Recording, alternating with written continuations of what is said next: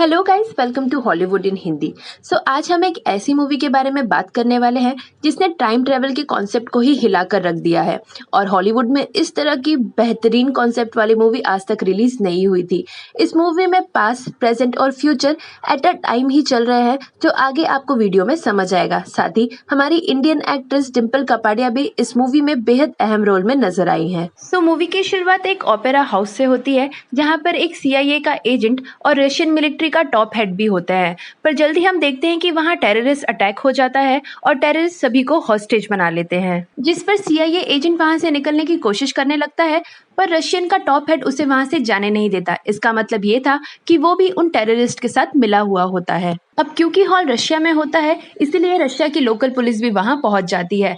पर तभी हम देखते हैं कि वहाँ पे एक छोटी सी टीम सेपरेटली वहाँ पहुँचती है, जो कि ना तो टेररिस्ट के साथ मिली होती है, साथ ही ना ही रशियन फेडरल मिलिट्री के साथ। और उस टीम को इस मूवी का मेन एक्टर लीड कर रहा होता है, जिसका नाम होता है प्रोटैगनिस्ट। अब इस पॉइंट पर हमें ये पता चलता है कि टेररिस्ट CIA एजेंट से किसी तरह का पैकेज चाह रहे होते हैं, और प्रोटैगनिस्ट का मिशन होता है कि वो CIA एजेंट को बचाते हुए उस पैकेज को भी सिक्योर कर ले। इसी सब के बीच प्रोटैगनिस्ट पर काफी गोलियां भी चलती है, पर उसका एक शुभचिंतक आकर प्रोटैगनिस्ट को बचा लेता है, जिसके बैक पर रेड कलर का कीचेन होता है। पर प्रोटैगनिस्ट उसका चेहरा नहीं देख पाता, जिसके बाद प्रोटैगनिस्ट CIA एजेंट के पास पहुंच जाता है और उसे अपनी टीम के पास ले जाता है। पर जल्दी प्रोटैगनिस्ट को पता चलता है कि उसकी खुद की टीम में से कुछ लोग टेररिस्ट के साथ मिले हुए हैं, और जब वे लोग पैकेज के बारे में प्रोटैगनिस्ट को पूछते हैं तो वो उन्हें कुछ भी नहीं बताता।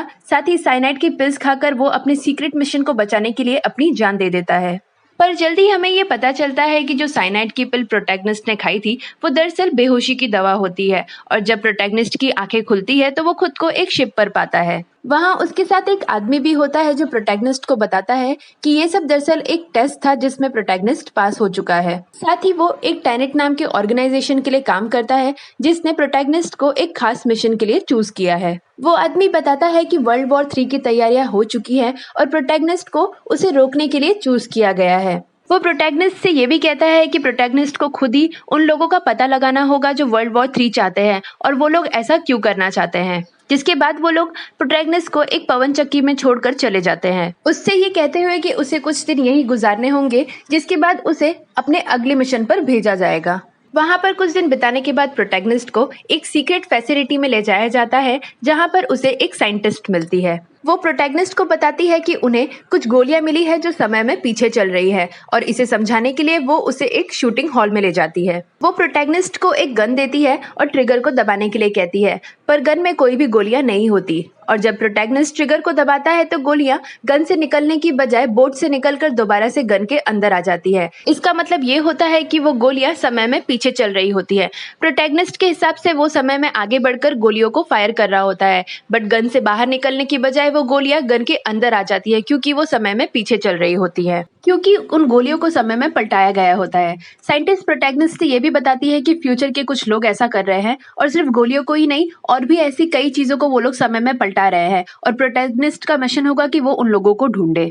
जिस पर प्रोटैगनिस्ट समय में पलटाई गई चीजों पर निरीक्षण करता है, और उसे ये पता चलता है कि वो गोलियां दरअसल इंडिया में बनाई गई थी, जिस पर वो इंडिया आ जाता है।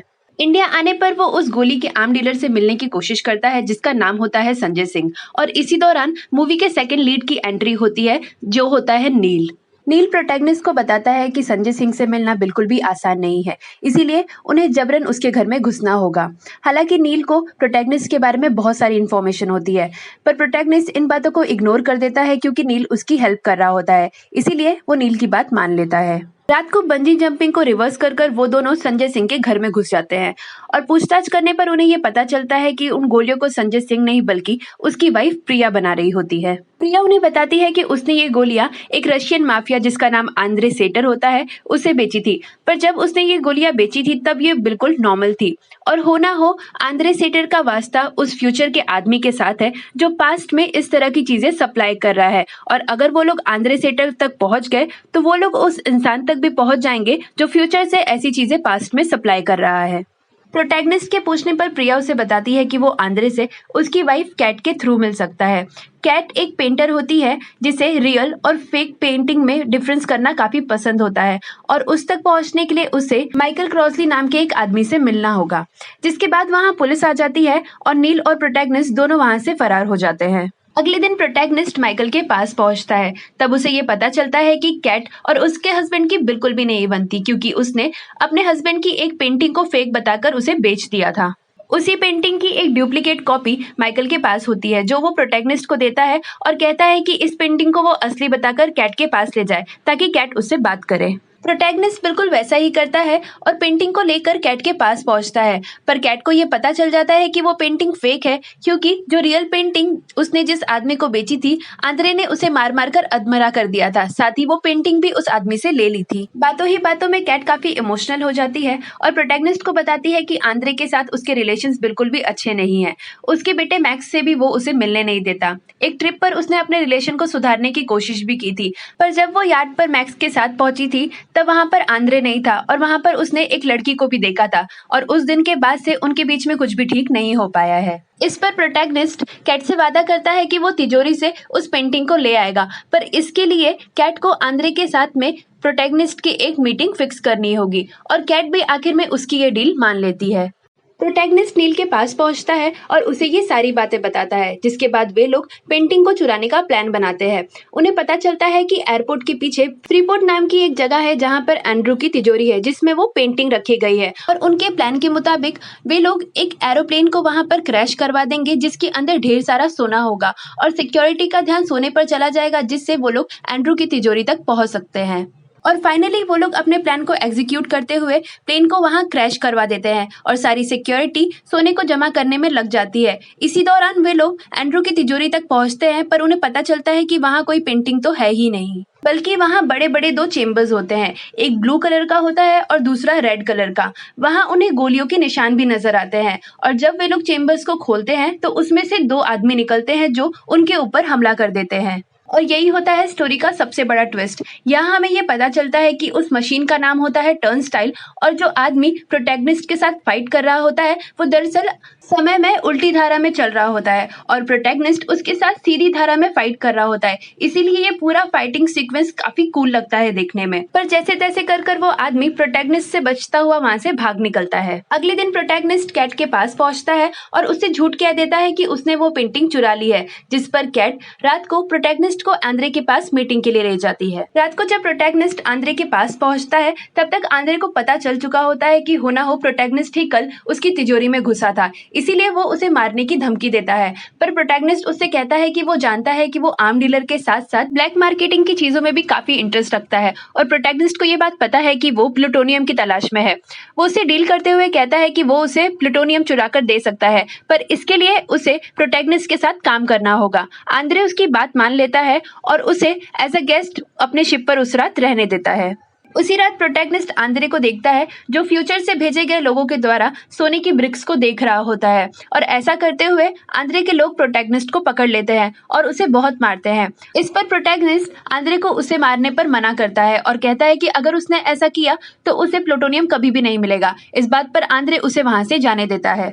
अगले दिन प्रोटैगनिस्ट नील के पास पहुंचता है और वो दोनों मिलकर प्लूटोनियम को चुराने का प्लान बनाते हैं। वहीं दूसरी तरफ हम आंद्रे को देखते हैं, जो अपनी वाइफ को लेकर कुछ मशीन के पास पहुंचता है और अपनी वाइफ को उसके अंदर जाने के लिए कहता है, पर मना करने पर वो उसे बहुत ज्यादा पीटता है और वहां वो खुद ही टर्नस्टाइल मशीन में चला जाता है। वहीं दूसरी तरफ प्रोटैगनिस्ट नील के साथ मिलकर प्लूटोनियम को चुराने में कामयाब हो जाता है, पर जब वो लोग बैग खोलकर देखते हैं तब उन्हें पता चलता है कि उसमें प्लूटोनियम की जगह एल्गोरिदम का एक टुकड़ा होता है। पर तभी वहां आंद्रे आ जाता है, जो समय में उल्टी धारा में चल रहा होता है। उसके साथ कैट भी होती है और आंद्रे कैट को मारने की उन्हें धमकी देता है, जिस पर प्रोटैगनिस्ट आंद्रे को वो टुकड़ा दे देता है और आंद्रे कैट को कार में छोड़कर वहां से निकल जाता है। प्रोटैगनिस्ट और नील दोनों मिलकर कैट को बचा लेते हैं, पर आंद्रे के आदमी दोनों को पकड़ लेते हैं और उन्हें उसी वेयरहाउस में लेकर जाते हैं जहां पर आंद्रे ने कैट को पीटा होता है।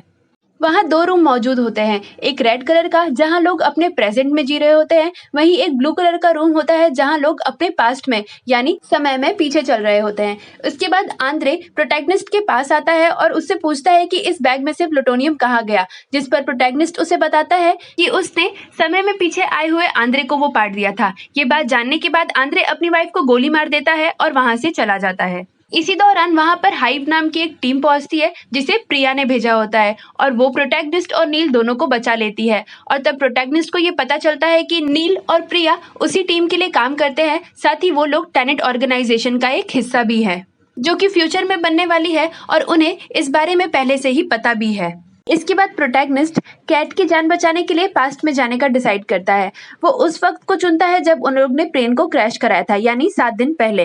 प्रोटैगनिस्ट को यहाँ ये भी पता चलता है कि समय में पीछे चल रहे प्रोटैगनिस्ट से अगर प्रेजेंट का प्रोटैगनिस्ट मिलेगा तो उसकी बॉडी ब्लास्ट हो सकती है, इसीलिए उसे अपने फेस को कवर कर कर रखना होगा।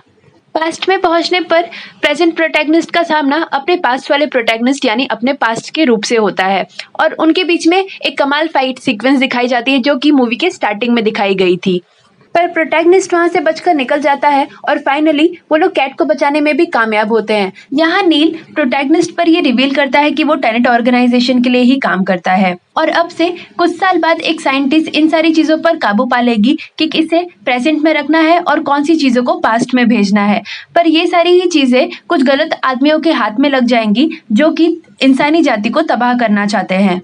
ऐसा करने के लिए उन्हें कुछ एल्गोरिदम की जरूरत पड़ेगी जो 9 हिस्सों में बांटा गया है और एंड्रू के हाथ में वही 9वां हिस्सा लग चुका है जिसे वो ले जाकर जमीन में गाड़ देगा और फ्यूचर के कुछ लोग उसे निकाल लेंगे और इंसानी जातियों को तबाह कर देंगे। इस पर प्रोटैगनिस्ट को माइकल की वो बात याद आती है जब वो उससे वहाँ पेंटिंग के लिए मिलने गया था। माइकल ने उसे बताया था कि एंड्रू रशिया की उस जगह से आया है जहाँ पर बहुत बड़ा बॉम्ब ब्लास्ट हुआ था और प्रोटैगनिस्ट को यह समझ आता है कि हो ना हो वो उस पीस को ले जाकर जरूर वहीं छुपाएगा ताकि फ्यूचर के लोग उसे पाले। इस काम को अंजाम देने के लिए आईएफ की टीम 2 हिस्सों में बढ़ जाती है। एक ब्लू टीम होती है और दूसरी रेड टीम। ब्लू टीम का काम होता है एल्गोरिदम को हासिल करना, वही रेड टीम का काम होता है कि वो उस एल्गोरिदम को जमीन में गड़ने ही ना दे, क्योंकि अगर ऐसा हो गया तो फिर फ्यूचर के लोग उसे पाकर पूरी प्रजाति को नष्ट कर देंगे। इसी सब के बीच प्रोटैगनिस्ट अपने एक साथी के साथ एक टनल में पहुंचता है जहां उसे एल्गोरिदम के 9 टुकड़े मिलते हैं। पर तभी एंड्रू का आदमी आकर उस पर हमला करने लगता है, पर तभी नील वहां पर आ जाता है और उस आदमी को मारकर उन्हें बचा लेता है। साथ ही एल्गोरिदम को जमीन में गड़ने से पहले ही वो लोग वहां से उसे लेकर चले जाते हैं और फाइनली मूवी का सारा सस्पेंस यहाँ पर खुल जाता है। प्रोटैगनिस्ट नील से कहता है कि वो जानता है कि वो फ्यूचर से आया है क्योंकि टनल में उसने नील की लाश देखी थी, जिस पर नील उसे बताता है कि वो टेनेट ऑर्गेनाइजेशन के लिए काम करता है जिसे बनाने वाला कोई और नहीं बल्कि प्रोटैगनिस्ट खुद है और प्रोटैगनिस्ट ने ही उसे फ्यूचर से पास्ट में अपनी मदद करने के लिए भेजा था और आगे जाके फ्यूचर में प्रोटैगनिस्ट नील से मिलने वाला है।